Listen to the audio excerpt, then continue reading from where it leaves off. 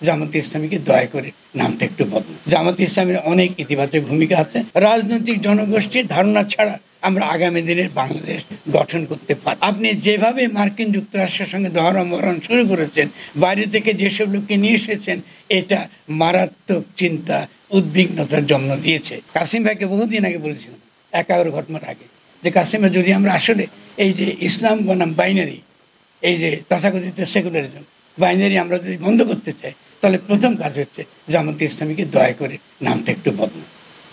কোনো জনগোষ্ঠী, কোনো রাজনৈতিক জনগোষ্ঠী, কোনো স্বাধীন চেতা জনগোষ্ঠী, তাদের বিরুদ্ধে যেই নামে আমি বিরোধিতা করেছি, সেই নাম আমি টিকিয়ে রেখে আমরা আসলে বাংলাদেশের জাতীয় রাজনীতিতে কোনো ইতিবাচক ভূমিকা আমরা রাখতে পারবো না।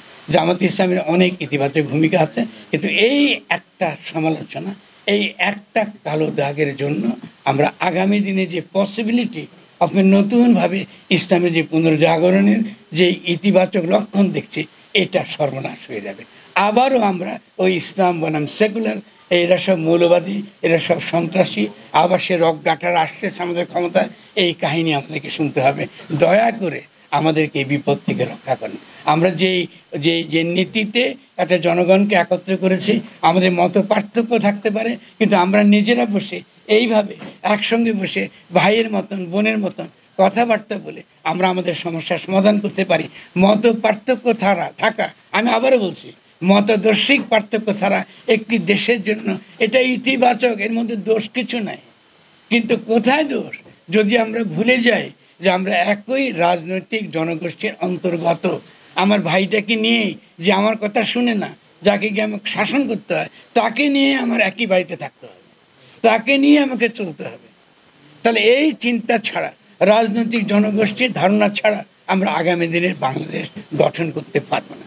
আমাদের এই তরফ থেকে আজকে আমাদের এই সবার তরফ থেকে, আমাদের সকলের তরফ থেকে আমরা ডক্টর ইউনূসকে আবারও শেষ যে কথা বলতে চাই, আমরা আপনার সঙ্গে আছি।